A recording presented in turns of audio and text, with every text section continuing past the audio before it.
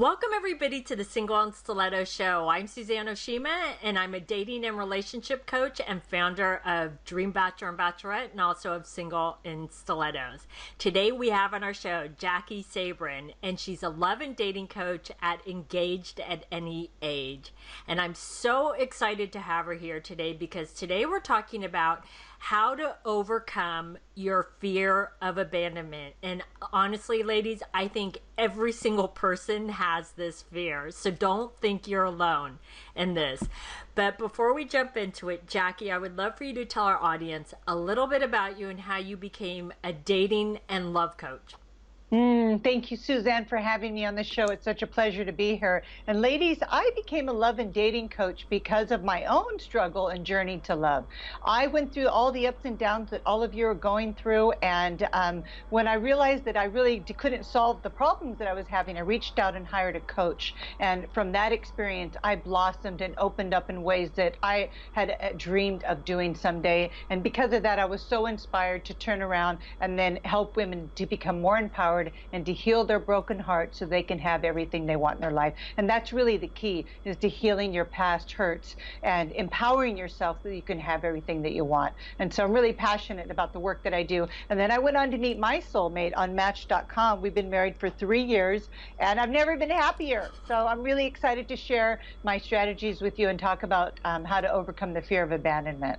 Aw, I love that. So, can you tell the ladies how they can overcome this fear? Because I know sometimes that when a woman's been hurt before in a relationship or marriage, or she feels abandoned, it's one of those things where sometimes it can almost, quote unquote, paralyze them from moving forward. So, how Absolutely. can a woman overcome her fear of abandonment? Yeah, and so the short version is that I feel that most everyone has this lingering fear of abandonment, and I really believe that it kind of sources from our childhood. At some time or another, maybe our mother left us in the car and went to go grocery shopping and didn't come back, in the time that we thought that she was going to, or maybe our father abandoned you. Like I was raised by my mother, so I had a lingering fear of abandonment. But I think what happens is we continue to perpetuate it as adults because we abandon ourselves in this dating and relating and the relationship process. So as soon as something happens, we get triggered, that fear of abandonment gets triggered, and then we distance ourselves from whatever's happening to protect ourselves. And in doing that, we actually abandon ourselves over and over again.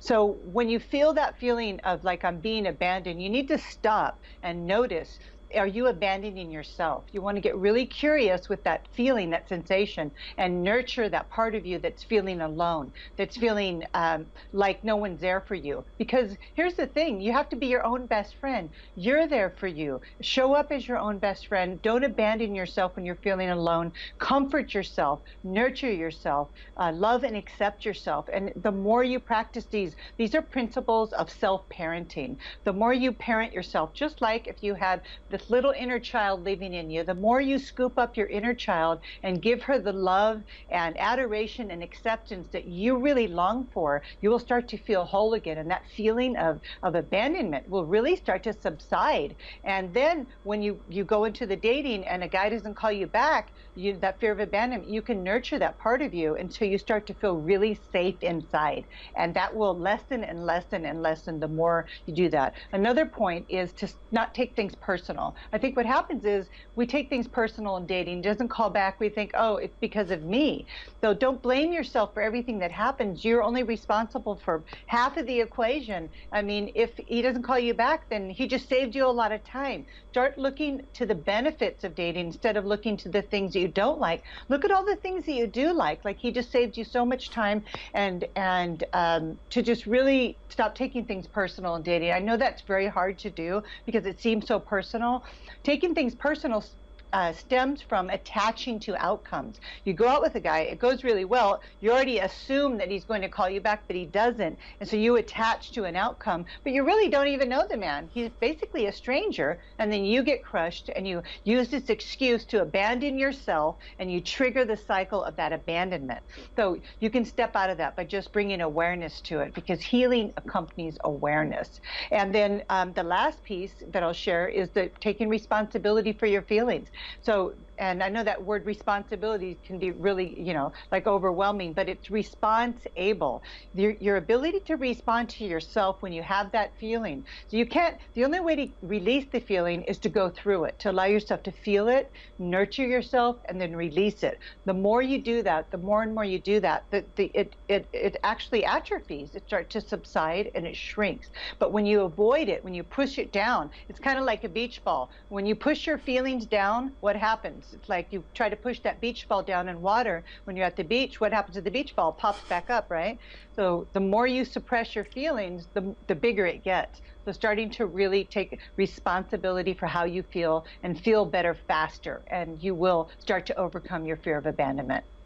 That I love that you used an analogy of the beach ball, because I could totally picture that just popping up, and it's like, oh God. But Jackie, I want to, because it's funny when you were saying all of these things about women and their fear of abandonment, and one of the things that occurred to me, because I'm sure you've seen this happen before with some of your clients, is where like you use that thing of they've gone out on a date, but let's just say they've gone out on several dates, but all of a sudden she doesn't hear from him, and she doesn't hear like a text or a call from him. And it's not like it's gone on for days, but it's just maybe a day or two.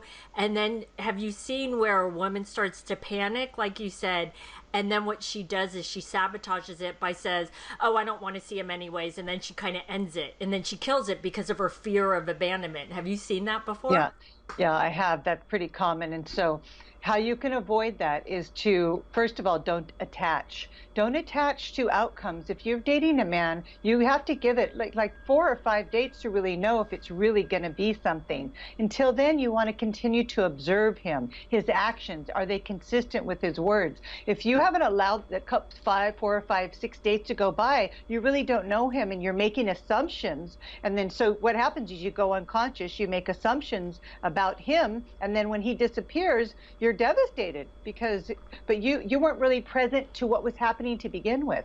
So you need to be more present to what's going on when you're interacting with him, watching for those signs and monitoring his actions and his words, and it won't be such a surprise to you. Now, I know some men ghost women, and I think that that's because they don't want to hurt your feelings, and that's kind of a part of dating, and we don't always get to know, but just know that whenever that happens, that there's somebody better, and the faster you can bounce back from that, the sooner you can get on with it. And so processing disappointment is so important. There's going to be some natural disappointment that comes with dating. You have to feel the disappointment and then release it. If you don't feel and release it, you become discouraged. And that's just same with the basketball, the beach ball.